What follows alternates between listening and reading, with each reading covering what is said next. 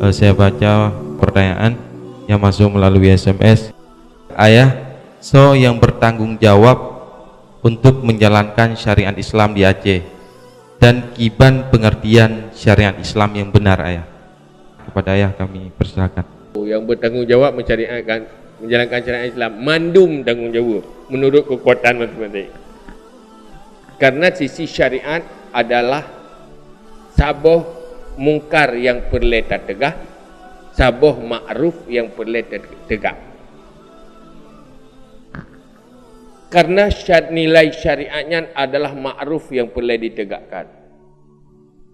Berlawanan dengan syariat yang akan dengan maksiat dan dosa-dosa adalah kemungkaran yang perlu tegak. So tugas bandum-bandum sesuai dengan kemampuan masing-masing. Jadi Nabi pegang kan, yang mampu dengan lidah, yang mampu dengan kekuasaan, yang mampu ngati macam nyobi pegang apa ikoh lidah tak ngati menalah, artinya dilakukan sesuatu kewajiban mandu. Bagi orang yang semakin berkuasa, semakin berat tanggungjawab.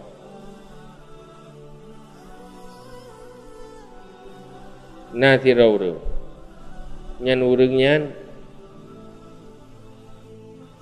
menyongan getanyo ipati, menyongan orang je ilawan, nyan orang je hana mudosa, hana giatam, tapi getanyo ya ipati mudosa, pakan tanyo lebih kuat daripada orang je. Hal agama nak tanya yang nak kuasa bit tak pubuk beridrap dia. Orang yang hidrap pada pubuk nyen dok tak nyuranyo kekuatan yang paling besar adalah kekuasaan kan. Jadi seluruh maksiat siapapun yang berkuasa bertanggung jawab apabila hanaga pubuk yang mampu pubuk. Mana orang lain nak dosa ke munyogannya na ukuran yang mampu hana berbuat dosa ni, maka butuh lam dah kerja wasilah-wasilah untuk membuat amar ma'ruf dan nahi munkar yang tegak. Cara-cara ni urangnya berada pun umat Islam kalah strategi dakwah. Hantaban lagi Rasulullah, hantaban lagi orang generasi Islam awal yang cukup punya strategi dakwah. Ada je lagi tak pegah pun. Kiban strategi dakwah jamun membuat Islamnya kuat, ma'rufnya tegak. Karena Nabi mampu membangun kekuatan para sahabat menjadi kekuatan dakwah. Nah, lagi bunuh tak pegah daulan kata harta menjadi kekuatan dakwah, kekuasaan menjadi kekuatan dakwah. Terus bak urang gasian ngan doa je kata ya Allah nak bujrah umatnya buruh lampu dunia ngan doa ya. Jadi urang gasian lain ya.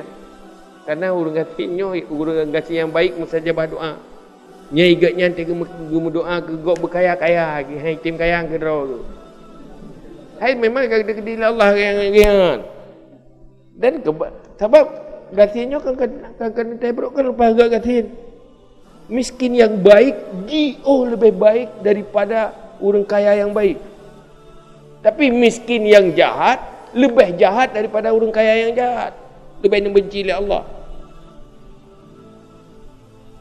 Orang gasian yang taat dengan orang kaya yang taat. Yang tinggal macam pak beda bat tamang surga macam lebih awai orang gasin yang taat di merdodo. Man, anda gak gasin? Cuma menyo gara-gara gasin semakin mesra dah yo gak kaya macam. Bagi kabar orang gasin yang bro lebih membenci oleh Allah, nak bengih oleh Allah dengan orang kaya yang bro. memangnya tanya taat lebih sempurna lah berkata je. Tapi untuk akhirat, untuk urusan nafsu itu beda lagi. Kayanya kan afdal. Kaya yang hidup bak orang yang taat kanlah nilai yang afdal, tapi nilai aslah lah. Artinya mungkinnya lebih kaya ke kaya. Walaupun yang afdal miskin, tetapi yang penduduk miskin ke hana ke baidu katim damah le damah mati. Berarti lebih aslah ke kaya. Artinya kan afdal tapi aslah. Sahabat itu nilai yang paling penting aslah. Tapi yang paling di saat mensapat antara aslah dengan afdal.